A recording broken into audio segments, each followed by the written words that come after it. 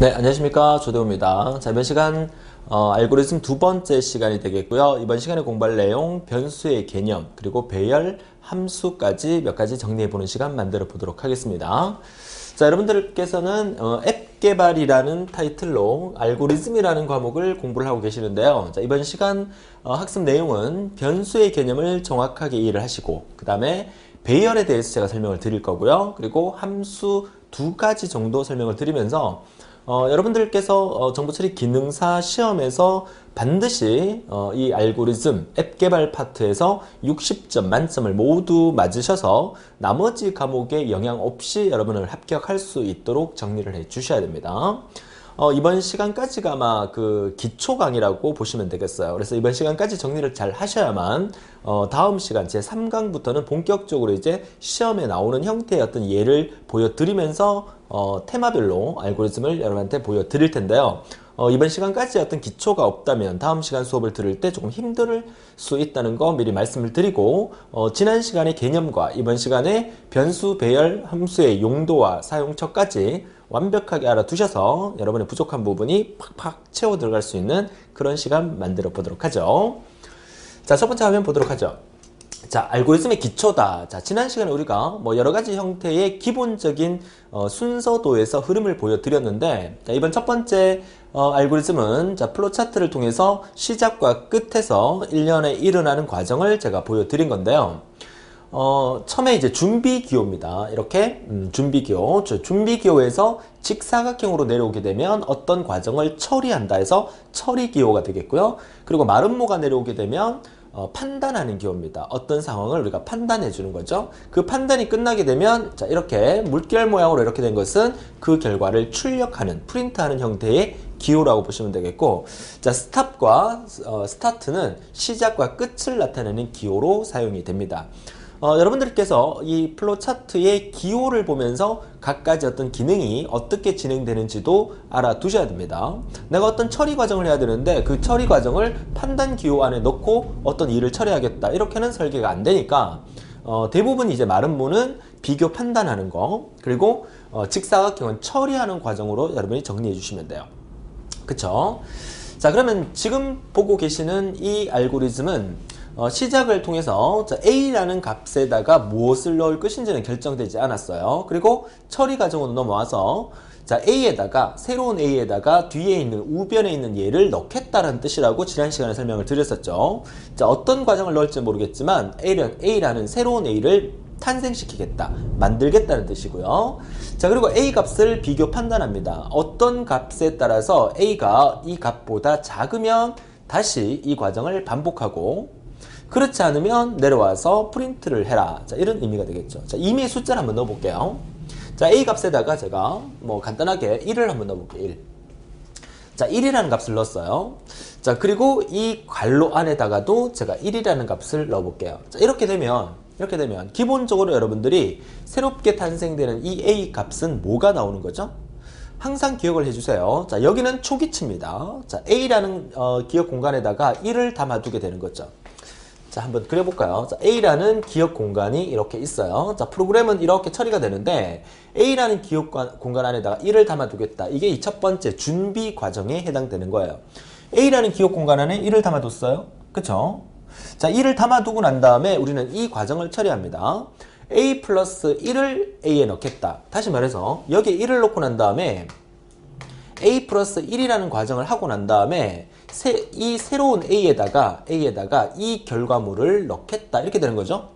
그러면 여기 A에 1이 있었기 때문에 이 1이 이쪽으로 들어오게 되면서 1과 1을 더해서 새롭게 탄생되는 A는 2가 되는 거예요. 그 2라는 값을 여기에 넣겠다, 이렇게 되는 겁니다. 그쵸? 자, 그리고 내려왔습니다. 내려와서 뭐 예를 들어서 A가 5보다 작으면 다시 올라가라, 이렇게 만들어 준다면 A가 5보다 작죠? 현재 만들어진 A는 2까지 온 거예요. 그럼 5보다 작으니까 다시 올라가게 되죠. 다시 올라가면서 그 2라는 값은 어디에 들어간다? 여기에 들어가게 되겠죠. 이렇게 2가 들어가면서 2와 1을 더해서 새롭게 탄생시키는 A는 3이 되는 거예요. 그쵸? 그러면 3이 만들어지고 다시 A가 내려오니까 A는 5보다 작으냐? 3은 아직까지 A가 5보다 작죠? 그럼 다시 올라갑니다. 3이 들어가면서 새롭게 탄생되는 A는 4가 돼요. 자, 4가 내려오니까 A는 5보다 아직 작습니다. 그죠? 그럼 다시 올라갑니다. 올라가서 4가 이렇게 들어가서 새롭게 탄생되는 A는 5가 되는 거죠. 자, 결국 A는 1부터 시작해서 A가 2로 바뀌었다가 3으로 바뀌었다가 4로 바뀌었다가 5까지 바뀌게 되는 거죠.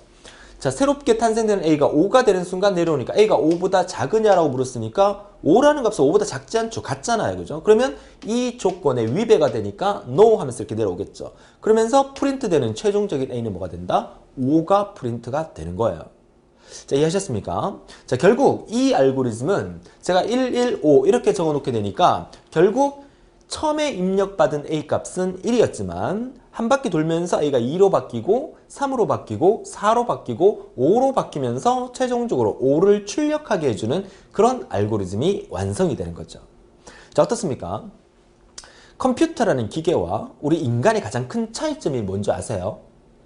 우리 인간은 생각을 할 수 있어요. 사고를 할 수 있어요. 근데 컴퓨터는 생각을 못해요. 무슨 뜻이냐면 컴퓨터가 연산을 잘할까요? 우리 인간이 연산을 잘할까요? 컴퓨터라는 기계는 아무래도 우리 인간이 만들었기 때문에 컴퓨터보다는 우리 인간이 더 똑똑하지 않을까요? 그쵸?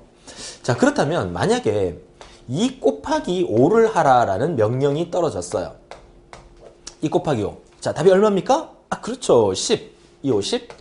보세요. 우리 인간은 답을 금방 얻어내요. 그쵸? 자, 그런데 컴퓨터에게 2 곱하기 5라는 명령을 내리면 컴퓨터는 2 곱하기 5를 할 수가 없습니다. 컴퓨터는 곱셈 연산을 못해요. 선생님, 우리 집에 컴퓨터에다가 뭐 2 곱하기 5 넣으면 답 나오는데요? 물론 나오죠. 근데 컴퓨터는 어떻게 하는지 아세요? 보세요. 2 곱하기 5를 하라 그러면 컴퓨터는 이렇게 합니다. 2 더하기 2 더하기 2 더하기 2 더하기 2 이렇게 해서 10입니다. 이렇게 얘기한다는 거죠. 무슨 말이냐? 2라는 값을 몇 번, 5번을 더해주는 역할을 해서 10을 만들어 준다는 거예요. 컴퓨터는 이렇게 계산을 합니다. 결국 컴퓨터가 계산하는 원리는 똑같은 과정을 여러 번 반복을 해서 그 결과를 만들어 주는 거예요. 이해되셨습니까? 그러면 만약에 우리 인간에게 123 곱하기 4567 이거 얼마냐라고 물으면 대답해 보세요. 5, 4, 3, 2, 1 대답 못하죠. 그쵸? 우리 인간에게 이런 숫자를 계산하라 그러면 금방 답이 나오지 못해요. 근데 컴퓨터는요, 이거 어떻게 계산합니까? 이렇게 계산하죠. 1, 2, 3 더하기 1, 2, 3 더하기 점점점점 해서 1, 2, 3 해서 답을 만들어내겠죠. 이 과정을 몇 번 반복하는 거예요? 4567번. 4567번을 반복하게 되죠? 그쵸? 그러면 시간이 얼마나 걸릴까요? 얼마나 걸릴까요? 금방 끝나버리죠. 컴퓨터의 특징은 이런 반복을 엄청난 속도로 계산해낼 수 있는 능력이 컴퓨터의 장점이죠. 우리 인간은 사고를 할 수 있기 때문에 곱하기 연산을 할 수 있다. 컴퓨터는 사고를 못하기 때문에 곱하기 연산을 못한다. 단지 덧셈 연산만 할 수 있다. 그 덧셈을 여러 번 반복하는 능력은 우리 인간보다 훨씬 더 뛰어나다. 기계이기 때문에. 그렇죠? 그래서 컴퓨터의 모든 순서도 모든 알고리즘은 반복의 원리를 통해서 만들어주는 거예요. 우리가 컴퓨터에 어떤 명령을 내릴 때는 이렇게 플로차트 순서도를 만들어서 알고리즘으로 만들어서 컴퓨터에게 여러 가지 반복의 그 기능만 만들어주게 되면 컴퓨터는 반복은 잘한다는 거죠. 엄청나게 빠른 속도로. 그렇죠. 0.01초 만에 그 결과를 도출해낼 수 있기 때문에 그게 컴퓨터의 장점이 되는 거고, 그렇기 때문에 우리가 알고리즘을 공부하면서 컴퓨터에게 반복적인 원리를 넣어주는 거죠. 명령을 해주는 거죠. 이해하셨습니까? 그래서 앞으로 여러분들은 이런 비교 판단문을 통해서 계속 회전하는 반복하는 문에 대해서 여러분들은 많이 접하게 될 거고, 그렇기 때문에 우리가 알고리즘을 처리할 수 있는 능력, 알고리즘을 해결할 수 있는 능력은 얼마나 이 반복 구조를 잘 이해하느냐가 여러분 시험에 합격을 좌우할 수 있다는 것을 설명을 드리는 겁니다. 이해하실 수 있겠죠? 자, 그래서 이런 원리로 컴퓨터가 계산하기 때문에 우리는 컴퓨터의 반복 구조를 확실하게 이해를 해야 된다. 자, 그러면 여기서 또 설명이 필요하겠죠? 자, 이렇게 반복 구조를 제가 처음에 A를 1을 입력받고, 자, A 플러스 1을 통해서 새로운 A를 탄생시키고, A가 5보다 작을 때까지 이 과정을 반복하겠다. 이 말은 시험 문제에서 이렇게 나올 수도 있지만 이렇게 나올 수 있다는 거예요. 지금 이 그림은 요 그림 대신에 요 그림을 여기다 넣는다면, 넣는다면 이 그림과 이 그림의 차이점, 여기 역시나 제가 뭐 5라고 적어볼게요. 자, 차이점을 비교한다 그러면 yes의 위치가 얘는 올라가는 위치고 no의 위치가 떨어지는 위치예요. 얘는 yes, no의 위치가 바뀌었어요. 그쵸? 우리의 목적은 여기에 마지막으로 올라가게 만드는 숫자는 4가 올라가게 만들기로 결정을 했다. 여기에 마지막 4가 올라감으로써 여기에 최종적으로 이쪽에 A에 4가 들어감으로써 마지막 새롭게 탄생되는 A는 5가 되는 거예요. 이 알고리즘을 우리가 만들고 싶다는 얘기예요. 그러면 이 그림을, 이 비교 판단 그림을 얘로 대체를 했을 경우에 바꿔놨을 경우에도 마지막 여기에 올라가는 부분을 4로 만들려고 하면 어떻게 하면 된다? 그쵸? A가 5보다 크거나 같을 경우에는 밑으로 떨어져라. A가 5보다 크거나 같다. 5보다 크거나 같은 수는 5, 6, 7, 8 이렇게 되는 거죠.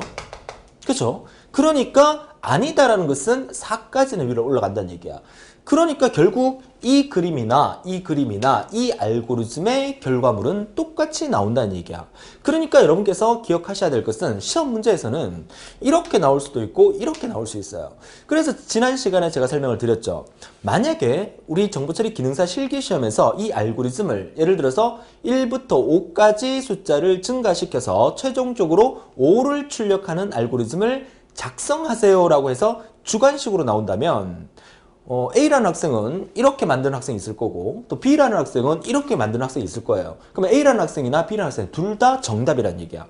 그러면 이렇게 경우의 수가 많기 때문에 뭐 A라는 학생부터 Z라는 학생까지 수십 명의 학생이 서로 다르게 알고리즘 결과물을 도출했지만 그 결과물은 똑같다. 그러면 채점하는 사람이 어떻게 채점해요, 그걸? 전국에 수만 명이 시험을 치는데. 그쵸? 그렇기 때문에 이 알고리즘 문제가 완전 주관식으로 나오질 못하고, 그쵸? 필답형 주관식. 그래서 이렇게 중간에 괄호를 비워놓고, 기본적으로 출제위원이 알고리즘의 형태를 만들어 놓고, 출제위원의 의도를 생각해서 출제위원은 어떤 방식으로 이 알고리즘을 표현하려고 했는가? 라고 해서 그 괄호 안에 답을 넣는 형태이기 때문에 내 생각과 출제위원의 생각이 조금 달라버리면 내 답이 틀릴 수도 있다는 거예요. 이해하셨습니까? 그렇기 때문에 여러분들은 이 알고리즘을 100점 만점에 60점에 해당되는 게 정보처리 기능사에 해당되는 부분이기 때문에 알고리즘 무조건 만점을 목표로 공부를 하셔야 되겠죠. 그렇다는 얘기는 알고리즘을 내 생각을 가지고 기본적으로 풀이해나가는 것보다 출제위원은 어떤 의도를 가지고 이 알고리즘을 만들었을까? 그렇다면 이 괄호 안의 답은 무엇일까? 이것을 생각할 수 있는 힘을 키워주는 게 여러분이 합격할 수 있는 지름길이다라고 말씀을 드리고 싶어요. 이해하실 수 있겠죠. 그래서 앞으로 이제 다음 시간부터 본격적으로 시험에 나오는 형태의 알고리즘을 제가 보여드린다고 했는데 수요일 테마가 되겠죠. 보여드린다고 했는데 그 부분을 제가 수업을 하면서도 출제위원은 이런 의도로 이 알고리즘을 출제를 했기 때문에 여러분들은 이런 생각을 가져야 한다라고 제가 계속해서 말씀을 드릴 겁니다. 이해하실 수 있겠죠. 자, 좋습니다. 알고리즘의 기초에 첫 번째 플로우 차트를 들여다봤고요. 자, 다음 페이지 한번 보도록 하죠. 자, 두 번째는 똑같은 형태인 것 같아요. 그죠? 근데 이제 연산이 처리 과정이 아까는 덧셈이었는데 이번에는 곱셈이에요. 그죠? 자, 곱셈의 원리도 역시 똑같습니다. 자, A의 초기치를 똑같이 1로 둘게요. 자, 1로 두고. 자, 곱셈은 만약에 1을 곱하게 되면 항상 자기 자신이 나와버리니까 뭐 한 2로 바꿔볼게요. 2로. 자, 2로 바꿨습니다. 자, 여기까지 결과는 처음에 메모리 A에다가 1을 담아두고 그 1을 여기에 넣는 겁니다. 여기에 넣는 거 아니에요. 항상 우변에 그 값을 넣고 새로운 좌변에 새로운 것을 탄생시키는 형태로 알고리즘이 진행이 돼요. 자, 그래서 이 1이 이렇게 들어오죠. 그러면 1 곱하기 2가 되니까 새롭게 탄생되는 A는 2가 됩니다. 그쵸? 자, 그리고 내려왔어요. 자, A가 뭐보다 작으냐라고 묻죠. 역시 5라고. 5는 너무 적나요? 10이라고 할게요. 10.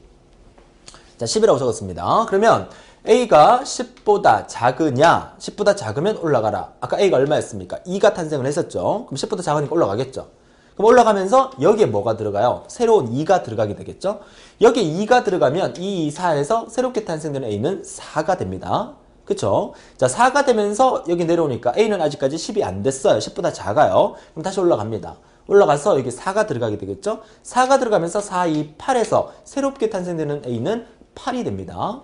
자, 내려오니까 아직 A는 8이니까 10보다는 작습니다. 다시 올라갑니다.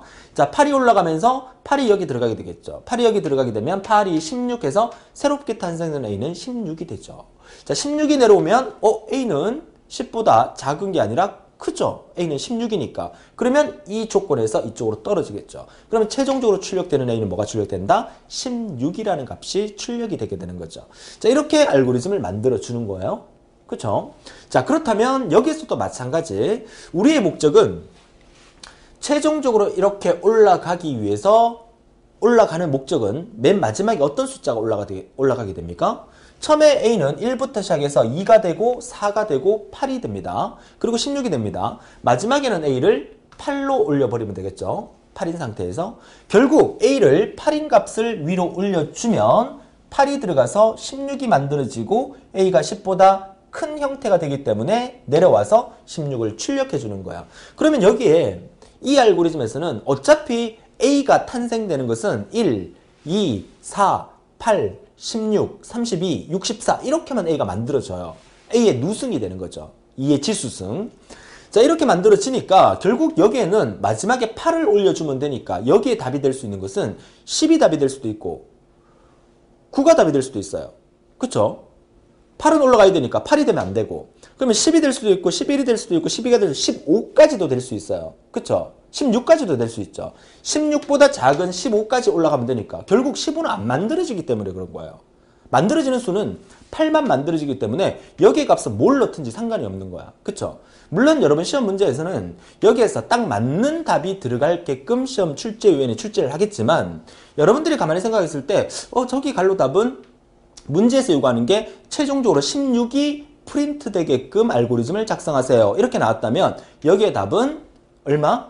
9부터 16까지의 답이 다 될 수가 있는 거예요. 그쵸?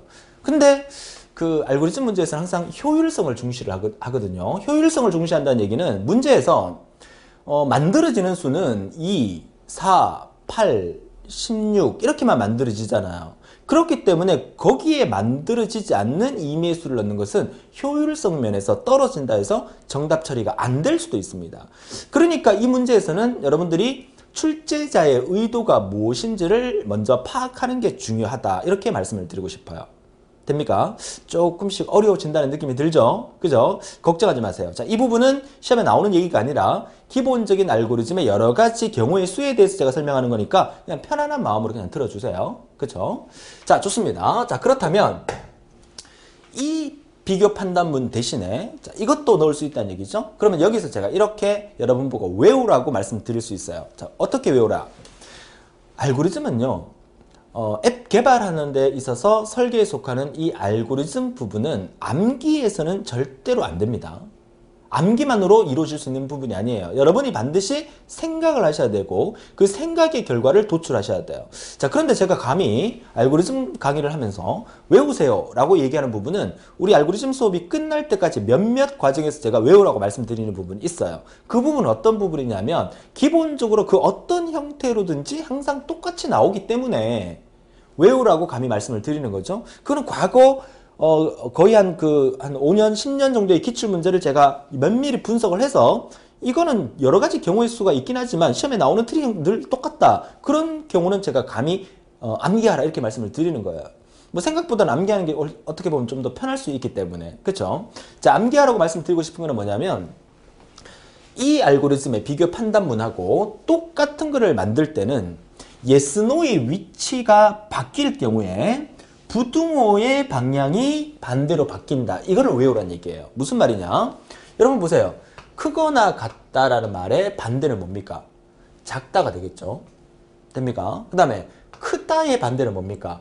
작거나 같다가 되겠죠. 이거는 서로 반대의 의미예요. 그죠? 그러면 여기서 yes와 no의 위치를 반대로 바꾼 거예요. 그죠? 그렇다면 이 부등호는 작다의 의미에서 크거나 같다로 바뀐다는 거야. 똑같다는 얘기예요. 물론 이거를 원리를 통해서 맨 마지막에 올라가는 숫자가 뭔지 맨 마지막에 올라가는 숫자가 뭔지를 파악해서 이 부등호를 결정하고 yes, no의 위치를 결정하는 게 맞지만 여러분이 좀 더 쉽게 이 알고리즘을 접하기 위해서 yes, no의 위치가 바뀐다면 이 안에 부등호의 방향도 반대로 바뀌면 그 결과는 동일하다. 이렇게 외우두란 말이죠. 이해하실 수가 있겠죠? 좋습니다. 자, 두 번째였고요. 자, 이어서 세 번째로 가도록 하죠. 자, 세 번째 그림인데요. 자, 세 번째, 아직 안 넘어갔나요? 자, 세 번째 그림인데, 자, 이 세 번째 그림은 역시 여기에 이제 그 빼기가 들어가 있어요. 그죠? 뺄셈 연산. 자, 역시 A의 초기치를, 이거는 뺄셈이니까 좀 큰 숫자를 둬야 되겠네요. 자, 5라는 값을 줘볼게요. 5. 자, A의 초기치, A의 첫 번째 메모리에 5라는 숫자를 넣어뒀어요. 그리고 난 다음에 그 5가 이렇게 오면서 어딘가에 빼줘요. 자, 1을 빼볼까요? 자, 이렇게 되면 5-1이 되겠죠. 그러면 5에서 1을 빼면 새롭게 탄생된 A는 4가 됩니다. 그쵸? 4가 돼요. 그리고 난 다음에 A가 뭐보다 크냐에 따라서 다시 반복을 하는 거죠. 자, 뭐보다 크냐에 따라서 반복을 하는 건데 A가 만약에 1보다 크다. 그러면 새롭게 탄생된 A는 5가 들어가니까 4니까, 그죠? 4니까 다시 반복하겠죠. 2보다 크다, 뭐 반복하겠죠. 여기에 그 어떤 숫자가 들어오는지에 대한 개념은 중요하지가 않고요. 5에서 1을 빼서 넘어가서 A 값이 다시 4로 줄어든 상태에서 4에서 1을 빼서 다시 3을 만들고, 3에서 1을 빼서 2를 만들고, 2에서 1을 빼서 1을 만들고, 1에서 1을 빼서 0을 만든다. 이 과정이 여기서 계속 반복이 되는 거예요. 그쵸? 자, 이렇게 반복이 되는데 여기에서도 여러분들이 짚고 넘어가야 될 부분은 계속 초기치를 주고 어떤 처리 과정을 만들어 주는 거지만 언제까지 이 일을 하겠다는 부분을 항상 이쪽과 비교해서 본다면 여기에 yes, no의 위치가 반대로 바뀐다면 여기에 보면 크다의 반대가 작거나 같다죠.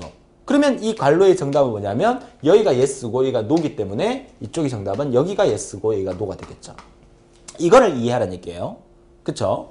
자, 그래서 부등호의 방향이 크다에서 크거나 작거나 같다로 바뀔 경우에는 yes, no의 위치가 반대로 바뀌면 된다. 이것만 알아도 이번 시간은 충분히 여러분들이 워밍업이 다 되신 거예요. 그쵸? 컴퓨터가 잘하는 거는 인간에 비해서 잘하는 거는 뭐다? 그쵸? 반복을 잘한다. 그 반복을 하기 위해서는 그냥 놔둬버리면 이런 비교 판단이 없게 되면 컴퓨터는 언제까지 이 반복을 해야 될지를 판단을 못하기 때문에 영원히 반복해야 돼요. 가끔씩 여러분들 컴퓨터 쓰다가 컴퓨터가 다운됐다 이런 말을 많이 듣죠. 뭔가를 컴퓨터를 하다가 컴퓨터가 멈춰버렸어. 아무리 뭔가를 눌러도 대답을 안 해요. 그런 경우가 컴퓨터가 어떤 일 처리를 하다가 프로그램이 꼬여서 반복문이 언제 끝날지를 몰라서 무한 반복에 빠져버리는 거죠. 그럴 경우는 컴퓨터가 다운되는 경우가 많아요. 그쵸? 그럼 어떻게 합니까? 강제로 종주시켜야 되죠. 컴퓨터를 껐다가 다시 킨다든가. 그런 경우가 만들어지게 됩니다. 자, 아무튼 자, 이번 시간에 중요한 것은 이 반복문은 언제까지 반복을 해야 되는가, 그 반복의 종료를 나타낼 때 비교 판단문을 통해서 종료를 나타낼 수가 있는데, 자, 그 부분에서는 부등호의 위치가 반대로 바뀔 경우에 yes, no의 위치를 반대로 바꾸면 된다. 이거 하나는 이번 시간에 반드시 알아두실 수 있도록 해주세요. 자, 이어서 다른 페이지, 다음 페이지의 또 예제를 또 한번 보도록 하죠. 자, 이거는 인간과 기계와의 인터페이스다. 뭐 이런 말로 제가 이름을 붙였는데, 결국 우리 이 알고리즘이라는 개념 자체가 우리 사람과 기계와의 어떤 대화다. 이렇게 생각하시면 되죠. 자, 기계가 우리 인간의 음성을 다 알아먹고, 야, 너 뭐 좀 해. 하면 쭉 움직이고, 나중에는 로봇가 나와서 집에 가서 청소해. 하면 청소 다 하고, 뭐 밥해 하면 밥도 다 하고, 이런 시대가 올 겁니다. 그죠? 영화에서 많이 봤지만 올 겁니다. 아직까지는 컴퓨터에게 우리가 명령을 내릴 때는 컴퓨터가 이해할 수 있는 언어로 명령을 내려야 돼요. 컴퓨터가 이해할 수 있는 언어라는 게 지금 우리가 공부하고 있는 이런 알고리즘을 토대로 프로그래밍화 시켜서 컴퓨터에 입력하는 게 컴퓨터가 알아먹을 수 있는 언어로 명령을 내리게 되는 거죠. 자, 그러면 이 부분은 스위치문에 대한 얘기인데요. 스위치문 한번 볼까요? 자, 스타트 시작을 합니다. 자, 스위치 값은 컴퓨터는 항상 이진수로 모든 동작을 하게 됩니다. 0과 1 두 가지 수로. 자, 0으로 한번 잡아볼까요? 자, 스위치에다 0을 담아뒀어요. 무슨 말이냐면 여기서 변수는 우리가 앞에서 A, B, C 이렇게 했지만 SW라는 게 그 스위치라는 약자를 따서 제가 변수를 만들긴 했지만 이것도 하나의 변수입니다. 무슨 말이냐면 SW라는 이렇게 방이 하나 있어요. 방. 이 방 안에다가 뭔가를 넣어두겠다. 뭘 넣어뒀다? 0을 넣어두겠다는 얘기야. 앞서 A라는 방에다가 0을 넣어두겠다. 이 말하고 똑같은 거예요. 그죠? 그래서 스위치라는 방에다가 0을 넣어둔 겁니다. 그리고 판단합니다. 스위치가 0이니? 라고 물어줍니다. 스위치가 0이니?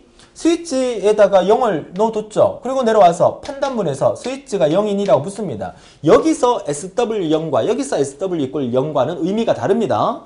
얘는 준비 기호기 때문에 메모리 공간 안에 0을 넣어둔다는 얘기고, 얘는 마름모 기호기 때문에 여기서 스위치하고 0하고 똑같니? 라고 물어주는 비교 판단문이에요.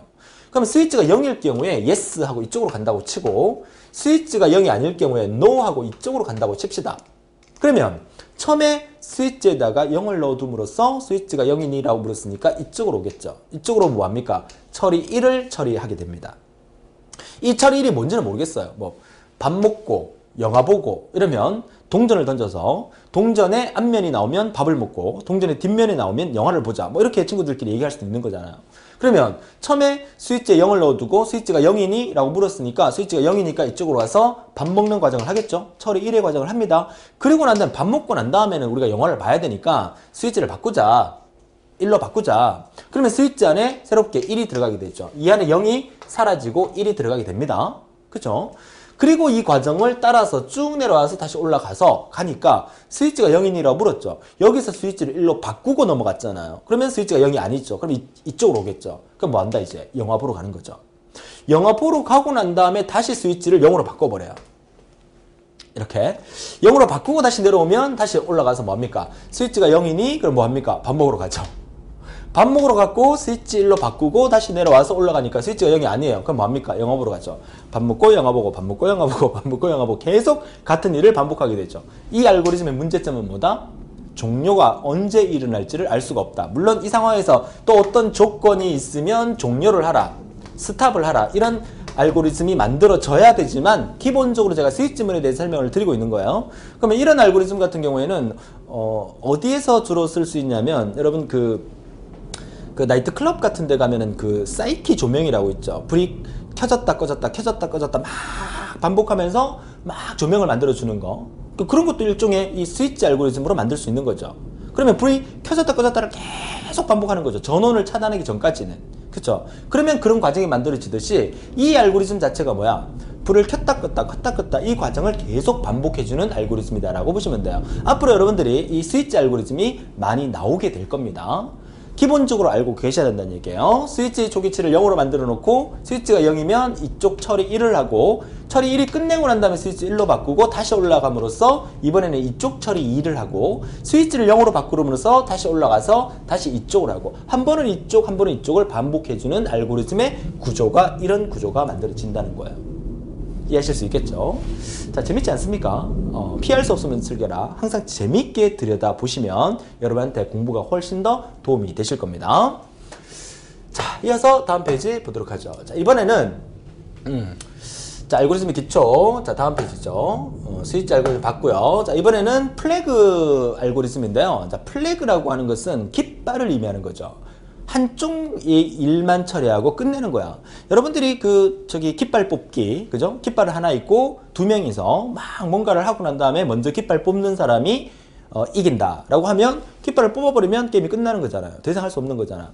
아까 방금 앞 페이지에서 봤던 것은 스위치 알고리즘이었죠. 두 개를 번갈아 가면서 반복하는 거였는데 얘는요.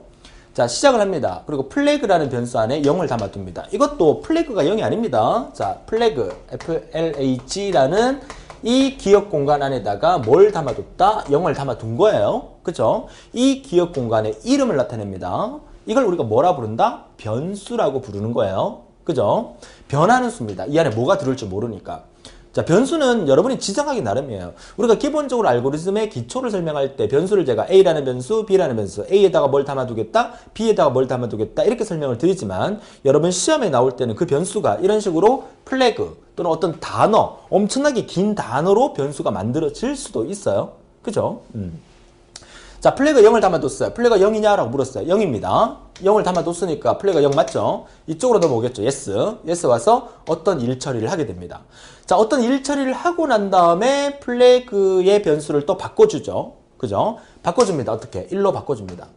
0이 아닌 수로 바꿔줍니다. 그러고 난 다음에 다시 올라가죠. 다시 올라가니까 플래그가 0이냐라고 묻죠. 그죠? 그러면 0이 아니죠. 그럼 이쪽으로 옵니다. 그럼 처리 2를 하죠. 처리 2를 하고 난 다음에 그 다음에 플래그의 어떤 바꿔주는 게 없어요. 그죠? 스위치처럼. 없으니까 다시 올라가서 어떻게 됩니까? 이번에는 다시 이쪽으로 오게 되죠. 그 다음에 다시 바꿔주는 게 없으니까 다시 올라가서 어떻게 돼요? 이쪽으로 오게 되죠. 결국 이 알고리즘은 맨 처음에 딱 한 번만 이쪽에 가서 이 일을 처리하고 그 다음부터는 이쪽으로 넘어와서 이 일만 계속 반복해 주는 거예요. 이런 알고리즘이죠. 두 개를 번갈아 가면서 하는 게 아니라 특정 부분 하나를 먼저 처리하고 난 다음에 나머지는 이 부분을 계속해서 반복 처리하는 그런 형태로 만들어진 알고리즘이다라고 보시면 되겠어요. 앞으로 이 플래그 알고리즘도 여러분들이 본 강의, 이제 다음 강의부터 시작하는 실제 시험에 나오는 부분의 알고리즘을 들여다보면서 앞으로 많이 나오게 될 겁니다. 기억해 주시고요.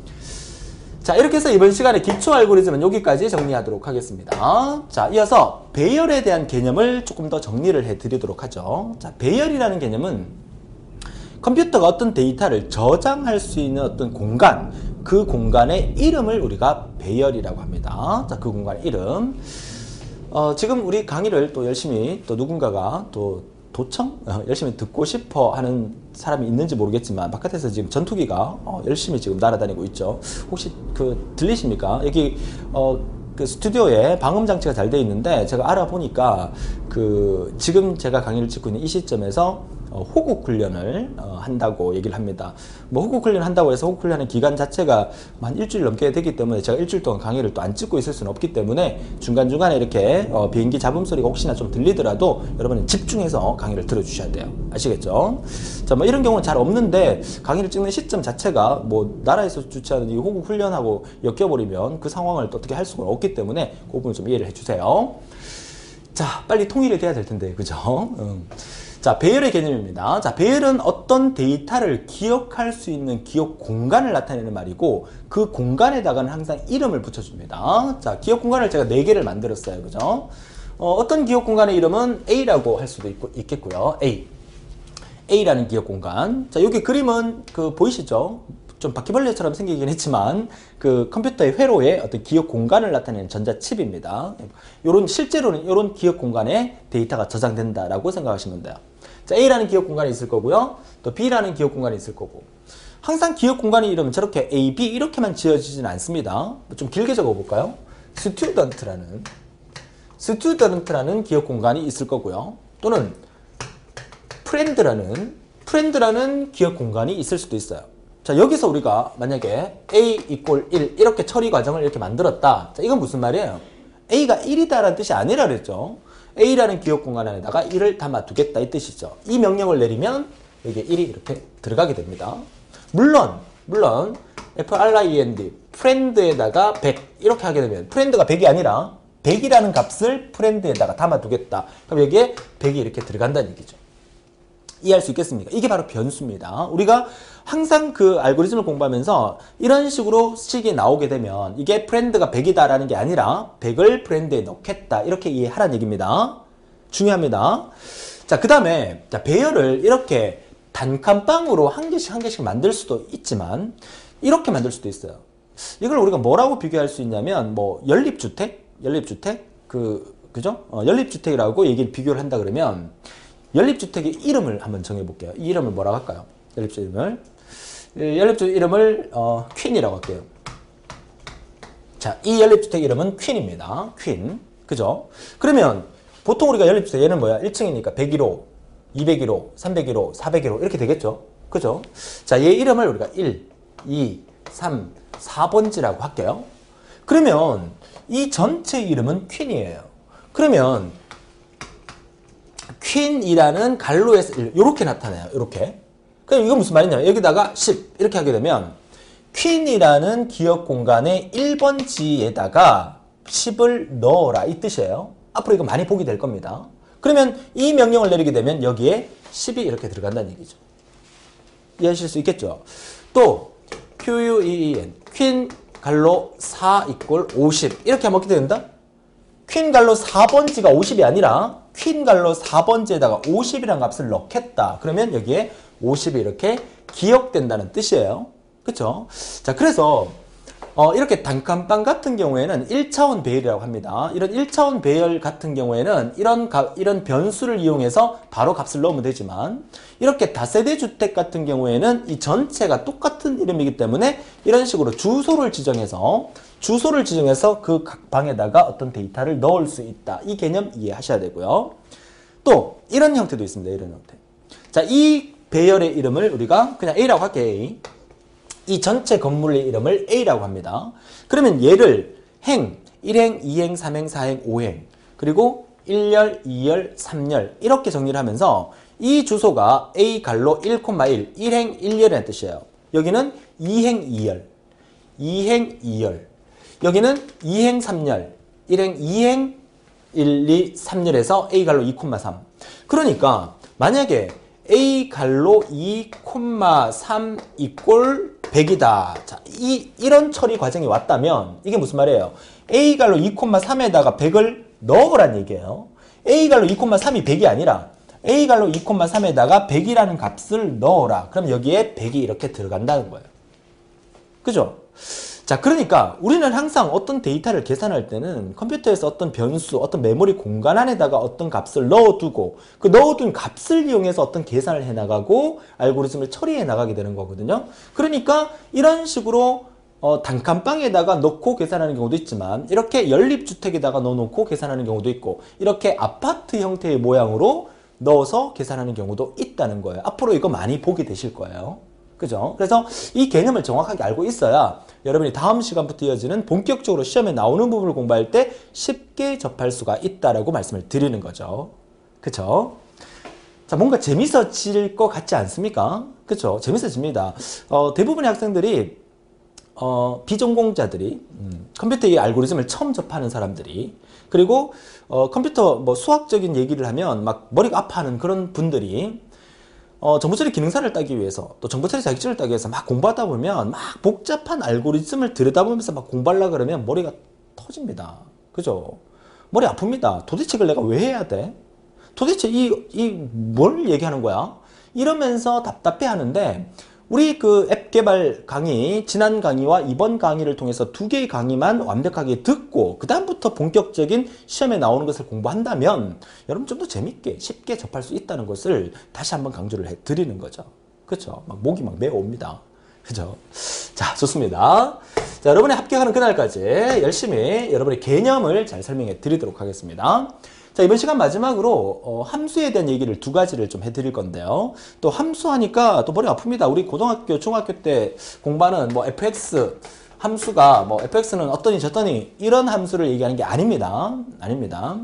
우리가 알고리즘을 처리하면서 조금 더 길고 복잡한 형태를 이 2개의 함수를 이용해서 좀 간략화시킨 거기 때문에 이 함수가 있기 때문에 여러분의 알고리즘이, 여러분의 시험이 좀 더 쉬워진다라고 생각하시면 돼요. 그쵸? 이 함수를 알면 좀 더 쉬워진다. 무슨 말이냐? 자, MOD라는 함수가 있어요. 이거 알아두셔야 되고요. MOD. 앞으로 많이 나오게 될 겁니다. 그 다음에 int라는 함수 있어요. 이거 앞으로 많이 나오게 돼요. 딱 2가지만 기억을 하는데 MOD는요. 나머지를 구하는 함수고요. 그리고 int는 인테저의 약자를 따서 정수화시키는 함수예요. 무슨 말이냐? 자, MOD. 자, MOD 갈로 6,4는 2래요. MOD 갈로 3,2는 1이래요.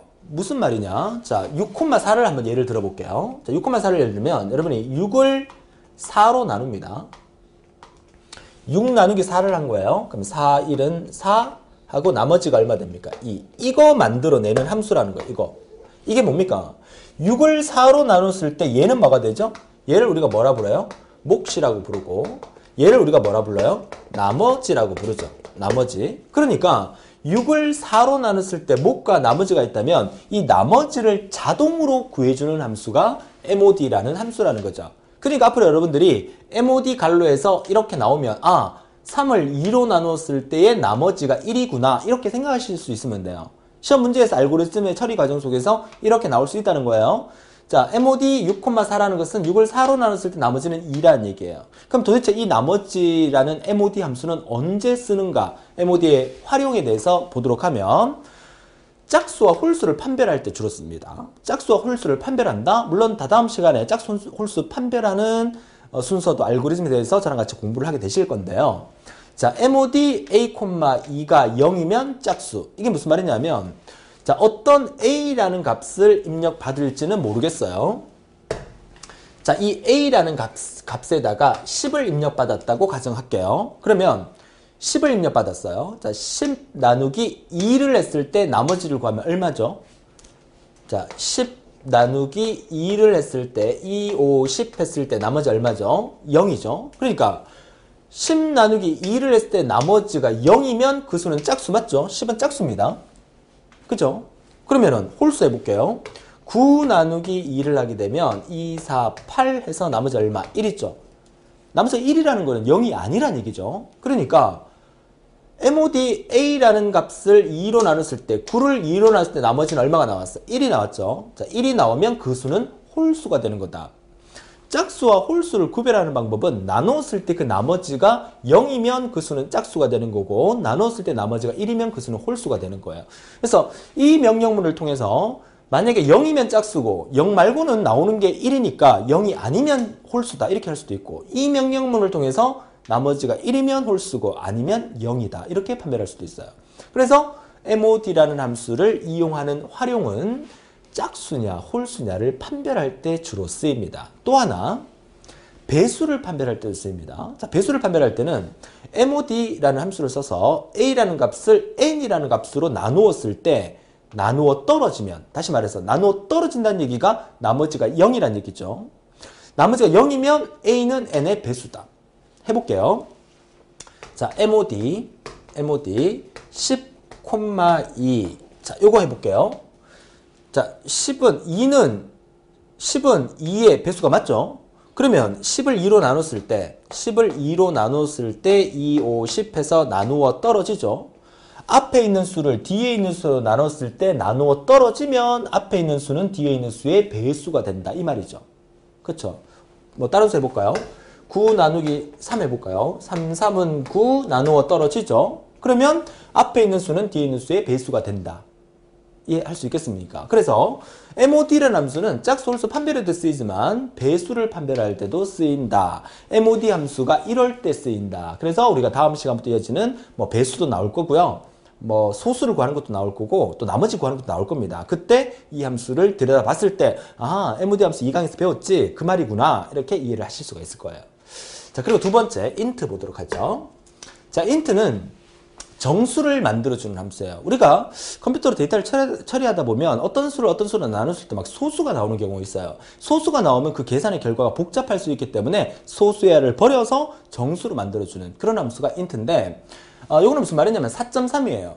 4.3이라는 숫자를 int를 취하게 되면 소수야가 사라지고 4가 나온다. 정수로 만들어진다 이 뜻이고요.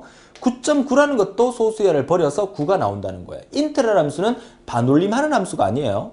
그죠? 그냥 소수야를 버리는 함수가 int예요. 정수로 만들어주는 거. 자, 그러면 int를 이용해서 활용할 수 있는 방법은 어떤 수 n을 2로 나누었을 때 int를 취하게 되면 n 나누기 2가 그대로 똑같아지면 얘는 짝수다. 얘는 이거 마름모 안에 이렇게 이런 식으로 들어가야 되겠죠. 이렇게 마름모. 그죠? 무슨 말이냐면 n을 10이라고 가정할게요. 자, 10 나누기 2를 int로 취하게 되면 자, 10 나누기 2는 얼마죠? 5죠. 그러니까 5가 나온 상태에서 int를 취하면 그대로 얘는 5가 되죠.